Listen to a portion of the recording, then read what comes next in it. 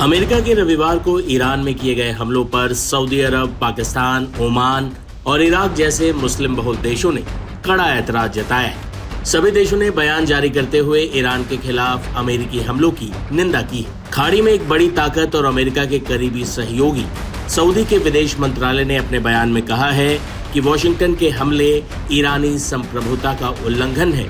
हम इन हमलों की निंदा करते हैं।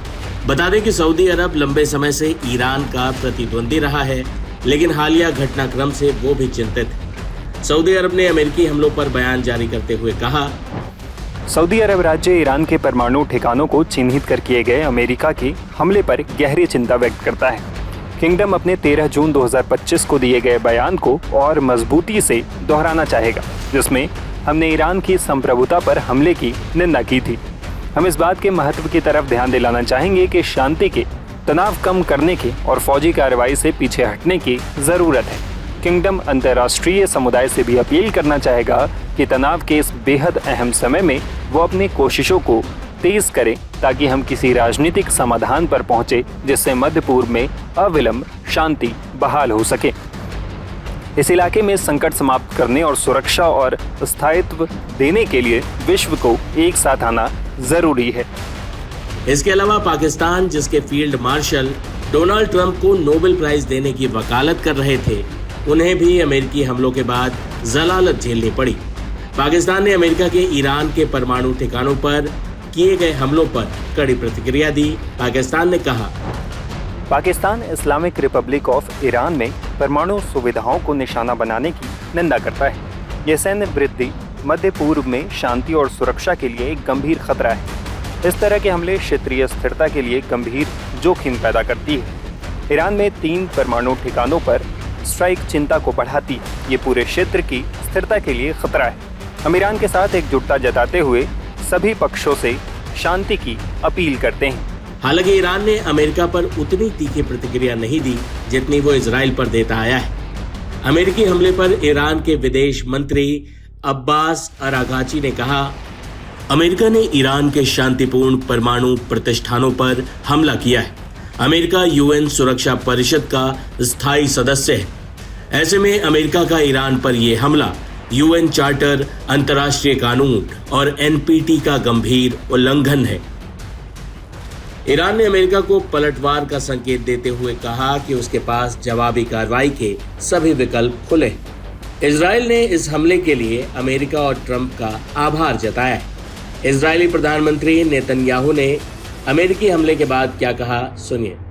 Congratulations, President Trump. Your bold decision to target Iran's nuclear facilities with the awesome and righteous might of the United States will change history. Israel has done truly amazing things. But in tonight's action against Iran's nuclear facilities, America has been truly unsurpassed.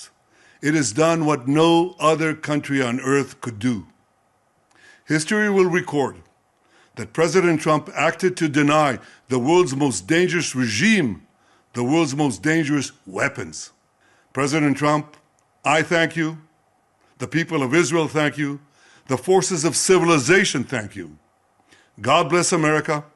God bless Israel. वही America के सहयोगी Britain ने इन हमलों को सही बताते हुए क्या कहा, सुनिए। We've long had concerns about the Iranian nuclear program and been very clear that Iran cannot have a nuclear weapon. The US has now taken action to alleviate that threat. It is important that we now de-escalate the situation, stabilize the region, and get the parties back around the table to negotiate. And I've been speaking with international leaders this morning to that end. So I want to reassure the British public that we're doing everything we can to stabilize the situation, to de-escalate the situation, and to get to a negotiated outcome.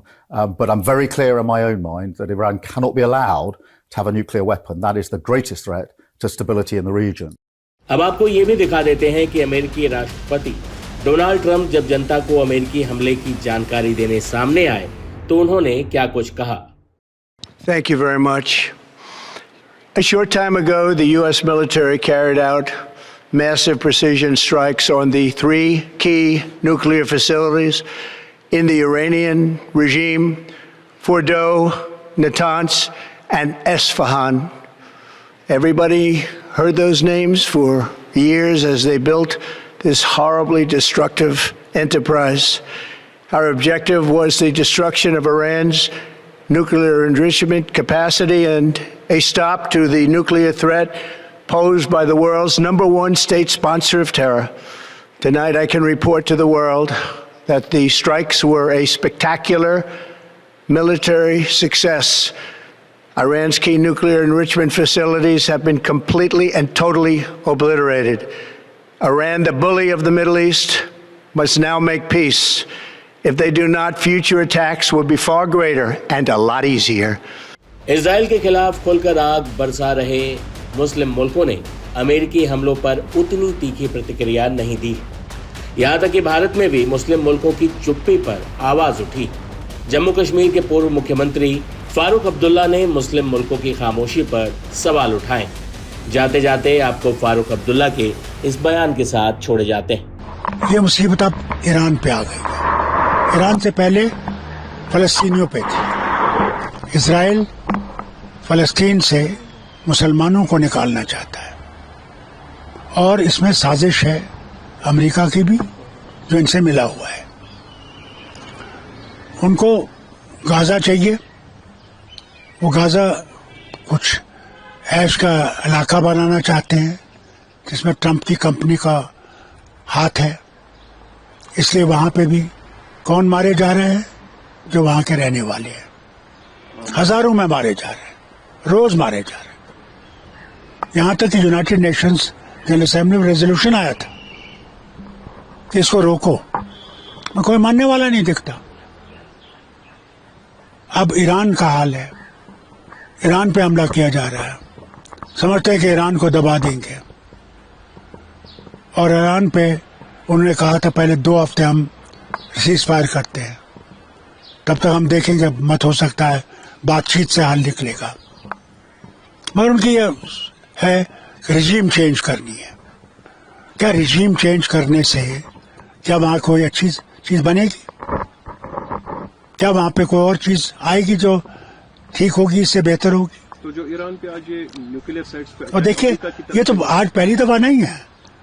America और Israel का हर वक्त ये रहा है मौकफ कि Iran को हम nuclear weapon बनाने नहीं देंगे, नहीं देंगे, और उस पर लगे हुए हैं। और आज साबित हो गया कि इनका मकसद तो वही है और कोई मकसद तो है नहीं इनका, उसी को खत्म करने की बात कर रहे हैं। तो मैं आपसे कहूं कि अगर ये समझते हैं कि इससे ईरान जो है हथियार छोड़ देगा तो इनकी गलतफहमी है। ईरान करबला को याद रखता है और ये समझता है ये दूसरा करबला है। जिस तरह इन पे हमला किया जा रहा है, ईरान पर हमला, ये गर्दें मिटा देंगे, अपनी हटा देंगे, कटवा देंगे, मगर गर्दें झुकाएंगे नहीं। वही तो हुसैन ने अलैहिस्सलाम ने भी यही किया था। उन्होंने माना नहीं, उन्होंने कहा नहीं, जब तुम बर्बरियत पे हो, मैं बर्बरियत के खिलाफ लड़ने आया हूं। लोगों ने बहुत वादे किए थे इनके साथ लड़ेंगे, 72 रह गए, मगर 72 में से एक भी नहीं बचा, मगर भागा नहीं। उनके सर नेज़ों पे खड़े कर दिए गए। उसने इस्लाम को जिंदा किया। तो ईरान पर इस तरह का हमला करना क्या एक इंडिकेशन है ये वर्ल्ड वार की तरफ जा रहा है? इंटरनेशनल हो सकता है। अफसोस तो मुझे इस बात का है, मुस्लिम ममालिक जो वहां पे हैं कि वो चुपचाप बैठे हो, तमाशा देख रहे हैं। आज इसका हाल यह है, कल दूसरों का भी हाल होगा। मैं आपको बता देता हूँ, कल दूसरे भी इसमें आएंगे और अमेरिका उनको भी खत्म करने की कोशिश करेगा, जो आज खामोश है। मगर मुझे पूरा यकीन है उन पर भी बारी आएगी, कि उनकी बारी आएगी, जरूर आएगी।